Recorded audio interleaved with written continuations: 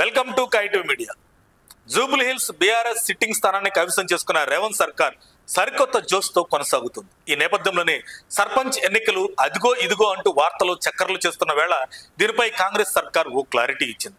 సోమవారం నాడు కొడంగల్లో పర్యటించిన ముఖ్యమంత్రి రేవంత్ రెడ్డి పంచాయతీ ఎన్నికలపై కీలక వ్యాఖ్యలు చేశారు. రాబోయే 3-4 రోజుల్లో రాష్ట్ర ఎన్నికల సంఘం సర్పంచ్ ఎన్నికలు నిర్వహించబోతుందని నాకు సమాచారం ఉంది. ఈ వేదిక నుంచి నేను పిలుస్తున్న ప్రతి గ్రామంలో మంచోళ్లను సర్పంచులుగా ఎన్నుకోండి, మన నియోజకవర్గాన్ని అభివృద్ధి చేసుకుందామని సీఎం రేవంత్ పిలుపునిచ్చారు.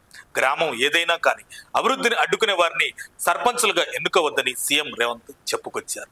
అభివృద్ధి చేసే వారికి అండగా నిలవండి అని సీఎం చెప్పారు. ఇందిరమ్మ రాజ్యాన్ని ప్రజలు ఆశీర్వదించాలని సీఎం రేవంత్ అన్నారు. దీంతో రాష్ట్రంలో గ్రామ పంచాయతీ ఎన్నికలకు సర్వం సిద్ధమైంది కాంగ్రెస్ పార్టీ. ఏ క్షణమైనా ఎన్నికల షెడ్యూల్ విడుదలయ్యే అవకాశాలు ఉన్నట్లు స్వయంగా రేవంత్ చెప్పడంతో అన్ని పార్టీలు గ్రామ స్థాయిలో అభివృద్ధి ఎంపికపై ఫోకస్ చేస్తున్నాయి.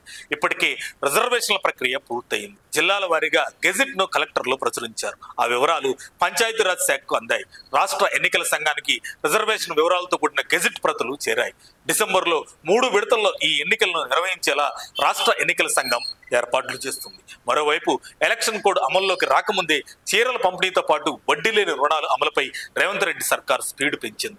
ఇప్పటికే మహిళలకు చీరల పంపిణీ ప్రభుత్వం ప్రారంభించింది. తాజాగా రాష్ట్ర వ్యాప్తంగా 300 కోట్ల వడ్డీ లేని రుణాలను 3,57,098 గ్రామీణ మహిళా స్వయం సహాయక సంఘాల ఖాతాల్లో నగదును మంగళవారం జమ చేయనున్నారు. ఇప్పటికీ జూబ్లీ హిల్స్ ఉప ఎన్నికల్లో కాంగ్రెస్ పార్టీ ఘన విజయం సాధించింది. అదే ఉత్సాహంతో పంచాయతీ ఎన్నికల్లో సైతం గెలుపొందాలని కేడర్ను ఆ పార్టీ నేతలు సమాయత్తం చేస్తున్నారు. ఇక ప్రతిపక్ష బీఆర్ఎస్ పార్టీ కూడా ఈ ఎన్నికల్లో విజయం సాధించి బలపడాలని పక్కా ప్రణాళికలతో ముందుకు వెళుతుంది. బీజేపీ సైతం అదే బాటలో కొనసాగుతుంది.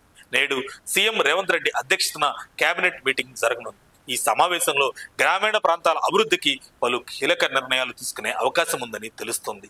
మరిన్ని అప్డేట్స్ కోసం మా కాయ్ టీవీని సబ్స్క్రైబ్ చేసుకోండి. మా వీడియో కనుక మీకు నచ్చినట్లయితే లైక్ చేయండి, షేర్ చేయండి. మీ విలువైన అభిప్రాయాలను కామెంట్ బాక్స్లో తెలియజేయండి.